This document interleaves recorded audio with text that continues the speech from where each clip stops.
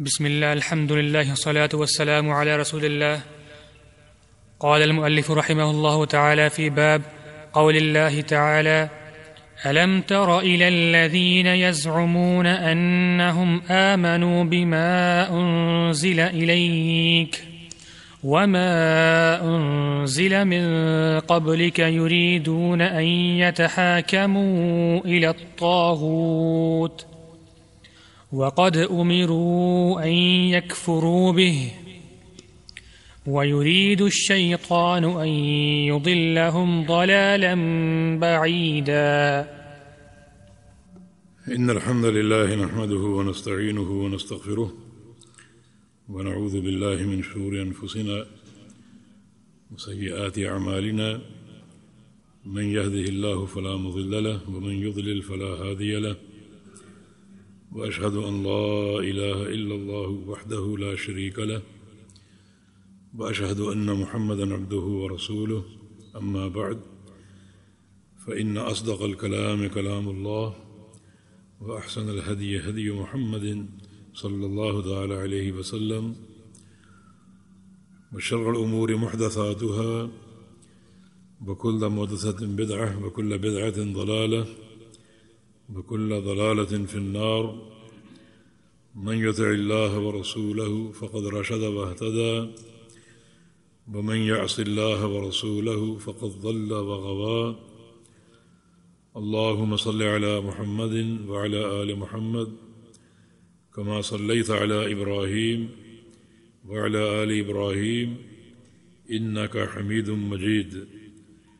اللهم بارك على محمد وعلى آل محمد كما باركت على إبراهيم وعلى آل إبراهيم إنك حميد مجيد.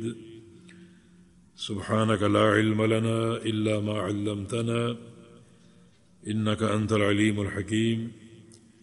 رب اشرح لي صدري ويسر لي أمري واحلل عقدة من لساني يفقه قولي. وبعد، باب قول اللہ تعالی. شیخ الاسلام کا یہ باب قرآن حکیم کی ایک آیت پر جو کہ سورہ نساء میں ہے پر قائم ہے، اور اس باب کا عنوان یہ ہونا چاہیے، کہ اس باب کا موضوع یہ ہے کہ حکم جو ہے وہ اللہ تعالیٰ کے پاس ہے، ہر قسم کا حکم. ان الحکم الا للہ، نہیں ہے حکم مگر اللہ تعالیٰ کے لیے. تو ہر قسم کا حکم اللہ تعالیٰ کے پاس ہے، اللہ تعالیٰ کے لیے ہے، اور اللہ تعالیٰ ہی اسے نافذ کرتا ہے، اور یہی ہمارا عقیدہ ہونا چاہیے. یہ عین توحید ہے، اور اس کے منافی جو عقیدہ ہے وہ یقیناً شرک اکبر ہے. اور توحید کا تقاضا یہی ہے کہ ہر قسم کا حکم اللہ تعالیٰ کے لیے ہے. یہ حکم سے کیا مراد؟ حکم سے مراد اللہ تعالیٰ کا فیصلہ، اللہ تعالیٰ کا قانون، وہی سب پر نافذ ہے اور اس کو قبول کرنا چاہیے. مثلا دو شخصوں میں اختلاف ہو جائے تو اس کا فیصلہ کیسے ہوگا اور کون کرے گا، یہ اختیار صرف اللہ رب العزت کے پاس. اس صورتحال میں خاص طور پہ اللہ تعالیٰ کے امر اور اس کے حکم کے بغیر کوئی دوسری صورت نہیں بنتی. مثلا کسی بھی مقام پر کوئی نظام ہے، حکومت کا نظام کہہ لو یا کسی بھی علاقے یا خطے کا نظام کہہ لو، اس نظام کی اساس کیا ہوگی؟ اللہ تعالیٰ کا حکم، وضعی قوانین نہیں، یا لوگوں کے بنائے ہوئے دستور نہیں، بلکہ صرف اللہ رب العزت کا حکم اور اسی کا قانون۔ اور یہ نقطہ اصل توحید، بلکہ توحید کے باب میں اس کی بڑی اہمیت ہے۔ بعض لوگوں نے تو اسے توحید کی چوتھی قسم قرار دیا، توحید حاکمیت، مگر توحید کی تقسیم میں حق یہی ہے کہ توحید کی 3 قسمیں جن کا ذکر بار بار ہو رہا ہے، توحید ربوبیت اور الوہیت اور اسماء و صفات۔ بعض لوگوں نے یہ ایک تقسیم ذکر کی ہے کہ چوتھی قسم توحید حاکمیت، لیکن یہ چوتھی قسم کا ذکر کرنا یہ غلط ہے۔ یہی تقسیم معروف ہے، تو پھر توحید حاکمیت کے بارے میں کیا کہا جائے گا؟ توحید حاکمیت کا تعلق انہی اقسام سے ہے جو ہم بیان کر رہے ہیں۔ اللہ تعالیٰ کا حکم اس کی تمام ملکوت پر نافذ ہے، کائنات پر۔ یہ حکم قدری و کونی ہے، بارش برسانا، کسی کو پیدا کرنا، کسی کو مارنا، رزق دینا، یہ اللہ کا حکم ہے اور یہی نافذ ہے۔ تو اس معنی میں حکم کا تعلق توحید ربوبیت سے، اور ایک حکم شرعی ہے، اللہ تعالیٰ کی شریعت کا نظام، نماز قائم کرو، زکوٰۃ دو، حج کرو، روزے رکھو، قربانی دو، ان سارے احکام کو ماننا یہ توحید الوہیت ہے۔ تو حکم یا حاکمیت الگ اس کو قسم شمار کرنے کی ضرورت نہیں ہے، یہ ایک زائد چیز ہوگی، بلکہ توحید حاکمیت جو ہے یہ توحید ربوبیت سے بھی متعلق ہے اور توحید الوہیت سے بھی۔ اللہ تعالیٰ کا وہ حکم جس کا تعلق اللہ تعالیٰ کی کون اور کائنات سے، وہ متعلق ہے توحید ربوبیت کے۔ اللہ تعالیٰ کا وہ حکم جو اس کی شریعت سے متعلق ہے، اس کے اوامر، اس کے نواہی، وہ حکم متعلق ہے توحید الوہیت کی۔ تو الگ سے اس کو قسم بنانے کی ضرورت نہیں ہے، لیکن یہ بات حقیقت ہے کہ اللہ تعالیٰ کی حاکمیت یا اس کا حکم یہ توحید کے مسائل میں بڑا اہم مسئلہ ہے اور بڑا عظیم یہ باب ہے۔ لا الہ الا اللہ محمد الرسول اللہ کا تقاضا یہ ہے کہ اللہ تعالیٰ کے حکم کو مانا جائے، اسی کو نافذ کیا جائے۔ اس کا انکار کفر ہے، اس حکم کے مقابلے میں کوئی حکم وضع کرنا، کوئی دستور قائم کرنا، یہ بھی شرک اور کفر ہے۔ اور صرف اللہ رب العزت کے حکم کو قبول کرنا، نافذ کرنا، یہ اصل توحید۔ جیسے کہ نبی علیہ السلام کی دعا وَمَاضٍ فِيَّ حُکْمُکَ، کہ مجھ پر تیرا حکم چلتا ہے، کسی اور کا نہیں۔ اس کے دونوں معنی کہ میرے جو بھی تغیرات ہیں، جو بھی دن اور رات کے تصرفات ہیں، تیرے حکم کے تحت ہے، اور دین میں میرا عبادت کرنا، اطاعت کرنا، وہ سب تیرے حکم کے تحت ہے۔ تو حکم اگر قدری و کونی ہے تو اس کا تعلق توحید ربوبیت سے ہے، اور حکم اگر شرعی ہے تو اس کا تعلق توحید الوہیت سے ہے، لہذا الگ سے توحید حاکمیت کی قسم بنانا ایک زائد اور فالتو چیز ہوگی۔ لیکن جیسا کہ ہم نے عرض کیا کہ توحید حاکمیت یہ اللہ تعالیٰ کے حکم کی بڑی اہمیت، اور یہ باب بڑا عظیم اور بڑا اہم ہے،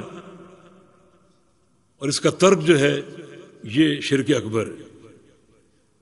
اللہ تعالیٰ کا فرمان الم تر الی الذین یزعمون انہم آمنوا بما انزل الیک وما انزل من قبلک، کہ آپ نے نہیں دیکھا ان لوگوں کو جن کا یہ زعم ہے، یعنی زعم گویا خیال فاسد، یزعمون ہی سے ان کی تردید ہو رہی۔ کیا ان کا زعم ہے؟ انہم آمنوا بما انزل الیک وما انزل من قبلک، کہ وہ ایمان لاتے ہیں کس پر؟ جو کچھ آپ پر نازل ہوا اس پر، اور جو آپ سے پہلے انبیاء پر نازل ہو اس پر۔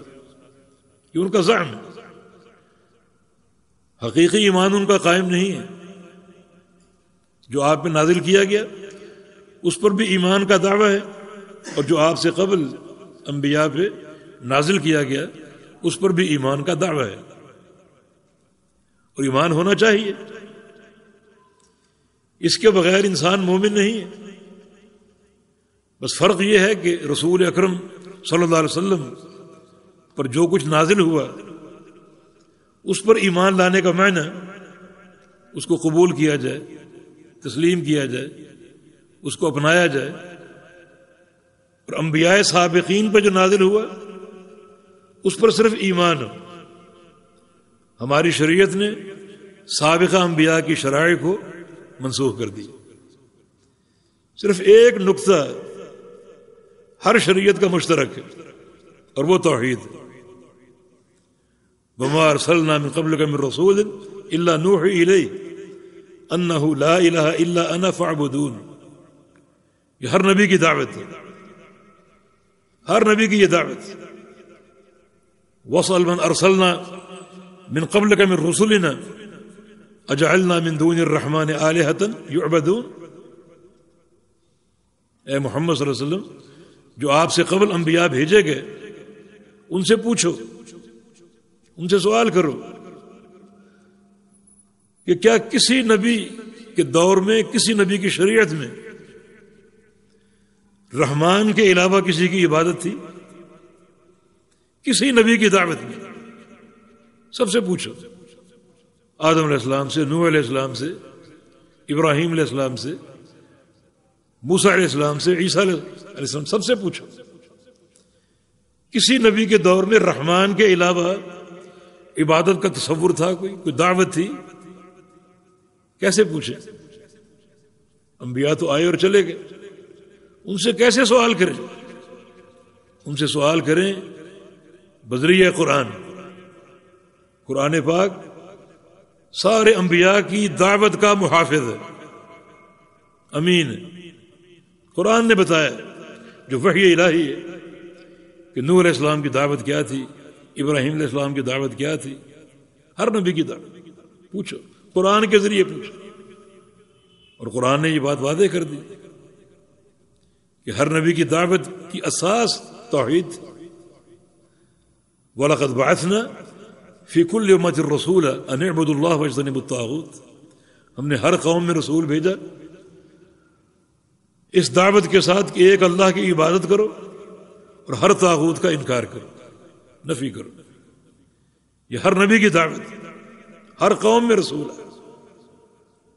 تو ہماری شریعت نے سابقہ تمام شرائع کو منسوخ کر دیے، مگر یہ دعوت یہ مشترکہ دعوت ہے، ہر نبی کی دعوت۔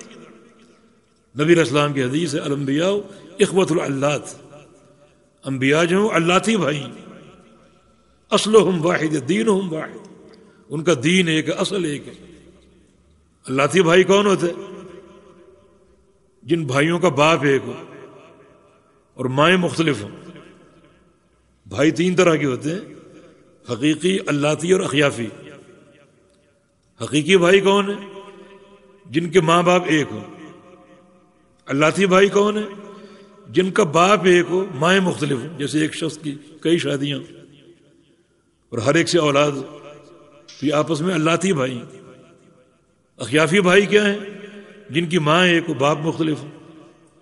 ایک خاتون کا نکاح ہو، اس کا شوہر اس کو طلاق دے دے یا فوت ہو جائے، دوسری شادی کر لے اور دونوں شوہروں سے اولاد ہو، تو یہ آپس میں اخیافی بھائی۔ انبیاء جو ہیں وہ اللاتی بھائی، جن کا اصل باپ اصل ایک ہے، اور وہ کیا ہے؟ وہ توحید باری تعالی۔ یہ ہر نبی کی دعوت۔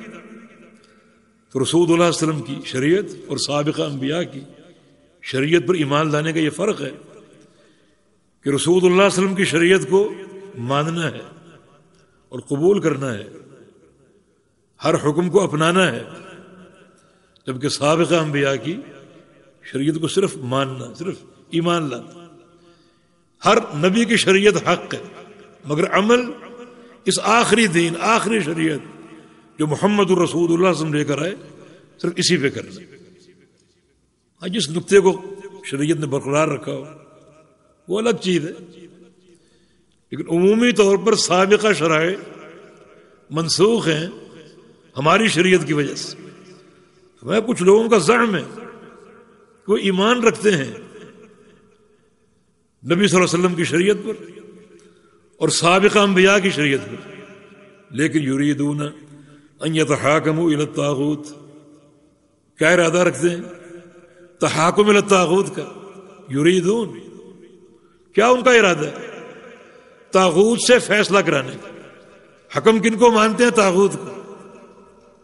یریدون، یریدون یہ اس آیت میں ایک قاعدہ ہے کہ مذمت کس کی ہوگی؟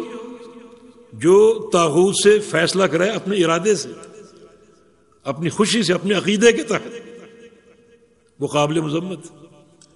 ہاں، اگر کوئی مکرہ یا مجبر ہے، جسے مجبور کیا گیا ہو، اکراہ کے ساتھ کوئی فیصلہ مسلط کیا جائے کہ اکراہ کے ساتھ فیصلہ وہ کرانے پر مجبور ہو، تو اکراہ کی شکل الگ ہے۔ اکراہ قابل معافی۔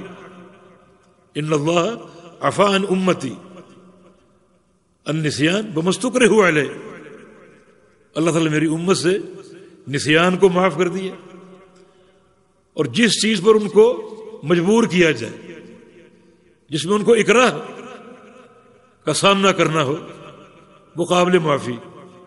تو یریدون میں ارادہ کو عمل دخل ہے، اپنے ارادے سے، اپنی فکر سے، پوری ان کو آزادی ہے، اور وہ تحاکم الی طاغوت کرتے ہیں اور طاغوت سے فیصلے کراتے ہیں۔ یہاں طاغوت سے کون سی عدالت مراد ہے؟ وہ عدالت جو اللہ کے قانون سے فیصلہ نہ کرے، بلکہ وضعی دستور اور وضعی قانون، خود ساختہ قانون سے فیصلے کرے۔ اللہ رب العزت کے قانون کے مقابلے میں یہ قانون طاغوت ہوگا۔ اللہ تعالی حکم ہے، اس کے مقابلے میں کسی کو حکم مانو گے یا کوئی حکم بنے گا، وہ طاغوت ہو۔ وقد امروا یکفروا بہ، جبکہ حکم کیا دیا گیا کہ طاغوت کے ساتھ کفر کرو، طاغوت کے ساتھ کفر کرو۔ اس سے یہ بات ثابت ہوئی کہ طاغوت اور اس کے فیصلے کا انکار واجب ہے۔ وقد امروا، یہ امر اللہ کی طرف سے حکم دیا گیا ہے کہ طاغوت کا انکار کرو اور طاغوت کے ساتھ کفر کرو۔ غیر اللہ کا قانون یا غیر اللہ جو اپنے قانون کو نافذ کرنے کی کوشش کرے، اس کے کفر اور انکار کا حکم۔ یرید الشیطان ان یضلهم ضلالا بعیدا، اور شیطان کا کیا ارادہ ہے کہ لوگوں کو خوب گمراہ کرے۔ اس سے یہ ثابت ہوا کہ اللہ تعالیٰ کے قانون اور اس کے فیصلے کے ماں سوا جو بھی قوانین ہوں گے، جو بھی فیصلے ہوں گے، وہ شیطان کی وحی، یرید الشیطان، وہ شیطان کی وحی قرار پائیں گے۔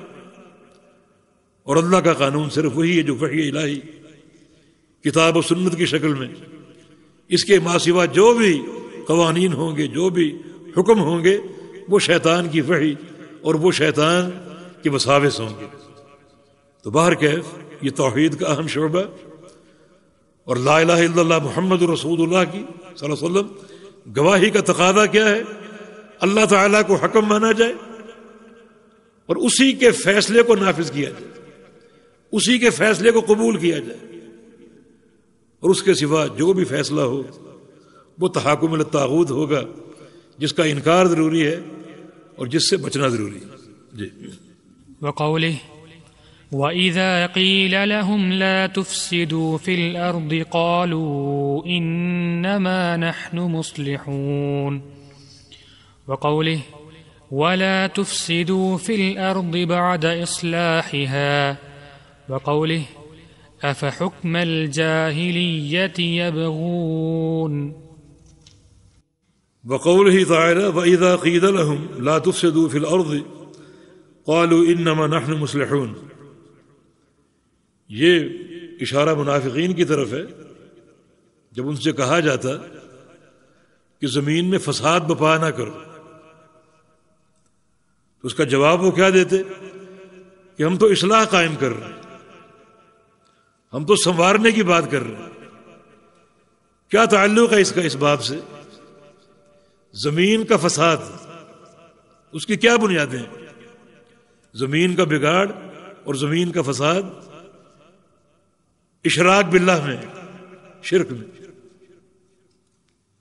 جس زمین پر شرک ہوگا وہ اس زمین کا فساد قرار پائے گا، اس سے بڑا کوئی فساد نہیں۔ اور جس زمین پر غیر اللہ کا قانون نافذ ہوگا وہ اس زمین کا فساد ہوگا۔ لا تفسدوا فی الارض کہ زمین میں فساد بپا نہ کرو، معنی شرک سے بعد آ جاؤ، اور معنی غیر اللہ کی اطاعت سے بعد آ جاؤ، غیر اللہ کی تحکیم سے بعد آ جاؤ۔ یعنی فساد سے روکنا، شرک سے روکنا، فساد سے روکنا، غیر اللہ کی تحکیم سے روکنا۔ اللہ تعالیٰ کے حکم کو قبول کرو، اس کو اپناؤ۔ ان کا گھنونا کردار کیا تھا؟ نفاق۔ نفاق نفق سے، جس کے دو منہ ہوتے ہیں، ایک سے داخل ہوتے ہیں، دوسرے سے باہر نکلتے ہیں۔ اور منافقین کا یہی شیوا تھا، یہ ان کی خصلت تھی، دو منہ والے۔ وَإِذَا لَقُوا الَّذِينَ آمَنُوا قَالُوا آمَنَّا وَإِذَا خَلَوْا إِلَىٰ شَيَاطِينِهِمْ قَالُوا إِنَّا مَعَكُمْ۔ اہل ایمان سے ملتے تو کہتے ہم مومن ہیں، تمہارے ساتھ ہیں۔ اپنے شیاطین سے ملتے تو کہتے ہم تمہارے ساتھ ہیں، ان کے ساتھ تو مذاق چل رہا ہے ہمارا۔ نفاق ایک سب سے خطرناک حقیقت، سب سے خطرناک حقیقت۔ چنانچہ انہوں نے زمین پر فساد بپا کیا ان چند صورتوں کے ساتھ۔ اللہ تعالیٰ نے روکا اس سے، اور پوری طرح اپنی عبادت اور اپنی اطاعت کے دائرے میں آنے کا حکم دیا، جو کہ امن ہے، سلامتی ہے۔ اس کا جواب کیا انہوں نے دیا؟ قالوا انما نحن مصلحون، کہ ہم تو صرف اصلاح چاہتے ہیں۔ اصلاح کیسے ہو سکتی؟ غیر اللہ کا قانون کیسے اصلاح کا ذریعہ بن سکتی؟ غیر اللہ کی عبادت کیسے اصلاح کا ذریعہ بن سکتی؟ اور نفاق کی یہ صورتیں کیسے اصلاح کا ذریعہ بن سکتی؟ یہ محض فساد ہی فساد۔ اس لیے قرآن کہتا ہے کہ ان المنافقین لفی الدرک الاسفل من النار، کہ جہنم میں سب سے نیچے منافقین، جن لوگوں کے کردار میں، عقیدے میں نفاق ہے، وہ جہنم میں سب سے نیچے ہوں گے۔ یہ لوگ انتہائی خطرناک ہوتے ہیں۔ تو باہر کیف اللہ تعالیٰ نے اشارہ دے دیا کہ زمین کی اصلاح اور زمین کا امن و سلامتی ایک تو توحید میں ہے، اور دوسرا اللہ رب العزت کا قانون اور اس کا حکم قائم کرنے میں۔ وَلَا تُفْسِدُوا فِي الْأَرْضِ بَعْدَ إِصْلَاحِهَا، زمین میں فساد مت بچاؤ، مت بپا کرو اصلاح کے بعد۔ جہاں اللہ رب العزت کا قانون رائج ہو، اللہ تعالیٰ کی عبادت جہاں پر قائم ہو، وہاں تم کوشش کرو اپنے فساد کو داخل کرنے کی، اپنے بگاڑ کو داخل کرنے کی، شرک کے ذریعے یا وضعی قوانین کے ذریعے یا اپنے بنائے ہوئے اصولوں اور قانون کے ذریعے، تو یہ بگاڑ جو ہے یہ فتنہ ہے. ایسا فتنہ بپا نہ کرو اور خالص اللہ رب العزت کے نظام کے ساتھ جڑ جاؤ، منسلک ہو جاؤ. یہ تمہارے لیے باعث برکت ہوگا دنیا میں بھی اور کل قیامت کے دن بھی. افحکم الجاہلیت یبغون، یہ کیا چاہتے ہیں؟ جاہلیت کا حکم کیا چاہتے ہیں؟ یہ جاہلیت کا قانون. جاہلی قانون کیا ہے؟ ہر وہ قانون جو کتاب و سنت سے ٹکرا رہا ہو، خواہ وہ زمانہ جاہلیت کا ہو. زمانہ جاہلیت نبی علیہ السلام کی بعثت سے قبل کا زمانہ، چاہے وہ آج کی جاہلیت کا ہو. جاہلیت تو ہر دور میں ہوتی. امیر عمر کا قول ہے کہ وہ شخص سچا اور حقیقی داعی نہیں بن سکتا جو اپنے وقت کی جاہلیت کو جانتا نہ ہو. وقت کی جاہلیت کو جو پہچانتا نہ ہو، اس پر ضرب کاری لگانے کے لیے، اس کی تردید اور تفنید کے لیے، تو وہ حقیقی داعی نہیں بن سکتا. اس کا معنی جاہلیت ہر دور میں ہوتی، ہر دور میں ہوتی. اور جو لوگ جاہلیت کے حکم کے متلاشی ہیں ان کا یہ کردار خلاف عقیدہ ہے. اور اگر وہ جاہلیت کے قانون کو اللہ کے قانون جیسا قرار دیتے ہیں، اس کی منزلت پر اس کو فائز کرتے ہیں، تو پھر یہ کفر ہوگا، دین اسلام سے خروج ہوگا. یہ مسئلہ انتہائی محتم بشان ہے. اللہ تعالیٰ کے قانون سے فیصلہ ہونا چاہیے. عدالتوں میں حاکم وقت، وقت کا قاضی یا کوئی متخاصمین ہو، دو جھگڑنے والے، ان میں اختلاف ہو کسی بھی مسئلے، عقیدے کا ہو، عمل کا ہو، احکام ہو، معاملات ہو، خرید و فروخت ہو، کوئی مسئلہ ہو، ان کے مابین فیصلہ کیا ہوگا؟ کس چیز کے ساتھ ہوگا؟ اللہ کے قانون کے ساتھ. ان متخاصمین کا خالق کون ہے؟ اللہ تعالی. ان متخاصمین کا، دو جھگڑنے والوں کا خالق کون ہے؟ اللہ تعالی. تو ان پر قانون کس کا قائم کرو گے؟ جو ان کا خالق ہے. الا لہ الخلق والامر، یہ دنیا اس کی خلق ہے تو اسی کا امر نافذ ہوگا نا. خالق وہ ہے اور مالک وہ ہے، امر کسی اور کا ہو. اس لیے قرآن کا جو اختتام ہوتا ہے وہ اس اہم ترین صفت کے ساتھ ہوتا ہے، قل اعوذ برب الناس ملک الناس الہ الناس. یہ ملک الناس ہونے کا تقاضا یہ ہے کہ لوگوں پر اللہ کا قانون نافذ ہو. یہ نہیں کہ حکومت میری ہے اور قانون باہر سے آ رہا.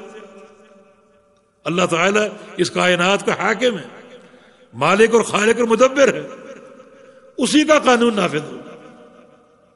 متخاصمین اکثر حکم قائم کرنے کی ضرورت کہاں پیش آتی؟ جہاں دو خصومتیں کھڑی ہوں، دو افراد کے درمیان، دو قوموں کے درمیان، دو مذاہب کے درمیان، دو فریقوں کے درمیان. تو لازم ہے کہ اللہ کے قانون سے فیصلہ. آج اس کی انتہائی ضرورت ہے. آج اللہ تعالیٰ کا حکم ہونا، حکم اللہ، اس کو ہم صحیح معنی میں جاننے اور پہچاننے سے قاصر. رواج کیا بن چکے؟ اختلاف اگر باپ بیٹے کے درمیان ہو تو چونکہ باپ بڑا ہے اس کی بات مان لی. اختلاف اگر شوہر بیوی کے مابین ہو تو چونکہ شوہر قوام ہے اس کی بات مان لی. اختلاف اگر قلت تعداد اور کثرت تعداد کے مابین ہو تو کثرت تعداد کی بات کو مان لو. اختلاف بڑے چھوٹے کے درمیان ہو، بڑے کی بات کو مان لو. یہ کوئی قاعدہ نہیں، یہ قاعدہ باطل، یہ قاعدہ باطل ہے. اور بعض اوقات یہ باتیں شرک کی حدود کو چھوتی ہیں.